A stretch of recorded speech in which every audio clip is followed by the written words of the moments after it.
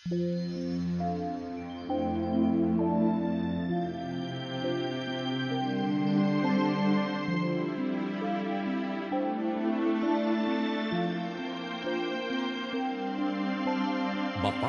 ang bumabasa at ang nangakikinig ng mga salita ng hula at tumutupad ng mga bagay na nangasusulat doon, sapagkat ang panahoy malapit na.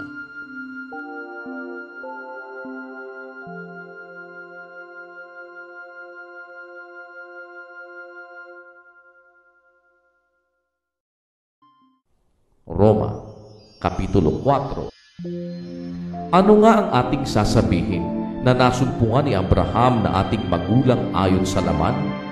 Sapagkat kung si Abraham ay inaring ganap sa pamamagitan ng mga gawa, ay mayroon sana siyang ipagmamapuri, datapwat hindi sa Diyos. Sapagkat ano ang sinasabi ng kasulatan? At sumampalataya si Abraham sa Diyos at sa kanya'y ibinilang na katwiran. Ngayon sa kanya na gumagaway, hindi ibinibilang na biyaya ang ganti, kundi utang. Datapwat sa kanya na hindi gumagawa, ngunit sumasampalataya sa kanya na umaaring ganap sa masama. Ang kaniyang pananampalataya ay ibibilang na katwiran.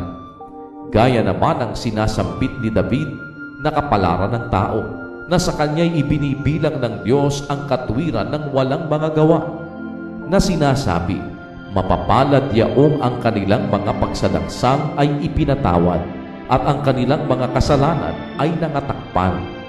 Mapalad ang tao na sa kanya'y hindi ibibilang ng Panginoon ang kasalanan.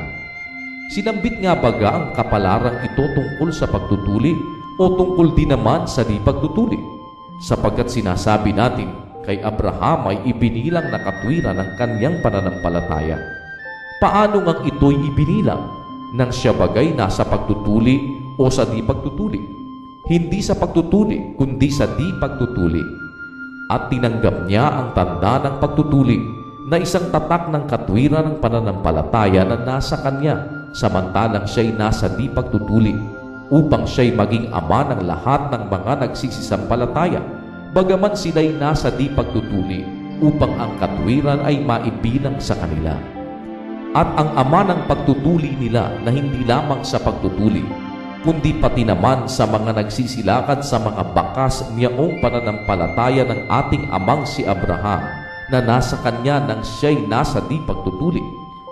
Sapagkat hindi sa pamamagitan ng kautusan ginawa ang pangako kay Abraham o sa kanyang binhi na siyang magmamana ng sanglibutan, kundi sa pamamagitan ng katwiran ng pananampalataya. Sapagkat kung silang nangasa kautusan ay siyang mga tagapagmana, ay walang kabuluhan ang pananampalataya at nawawalang kabuluhan ang pangako. Sapagkat ang kautusan ay gumagawa ng galing, datapwat kung saan walang kautusan ay wala ring pagsalansan. Dahil dito'y sa pananampalataya upang maging ayon sa biyaya, upang ang pangako ay lumagi sa lahat ng binhi, hindi lamang sa nasa kautusan, kundi pati naman sa nasa pananampalataya ni Abraham na ama nating lahat.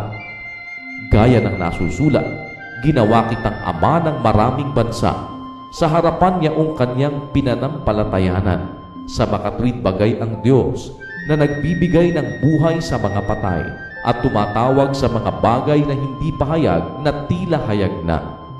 Siya na sumampalataya na nasa pag-asa laban sa pag-asa, upang maging ama ng maraming bansa ayon sa sabi, magiging gayon ang iyong binhi. At hindi humina sa pananampalataya na ipinalagay man ang kanyang katawang tulad sa patay na, gayon siya'y may mga 100 taon na, at ang pagkabaog ng bahay bata ni Sarah. Kundi sa pagtingin niya sa pangako ng Diyos, ay hindi nag-alinlangan sa pamamagitan ng di pananampalataya, kundi lumakas ng lumakas sa pamamagitan ng pananampalataya na niluluwalhati ang Diyos.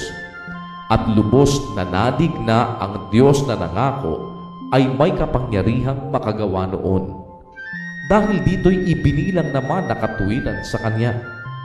Ngayoy hindi lamang dahil sa Kanya isinulat na sa Kanya'y ibinilang, kundi dahil din naman sa atin, na ibibilang sa ating mga nagsisisampalataya sa Kanya na bubuhay na maguli sa mga patay kay Jesus na ating Panginoon, na ibinigay dahil sa ating mga kasuwayan at binuhay na maguli sa ika-aaring ganap natin.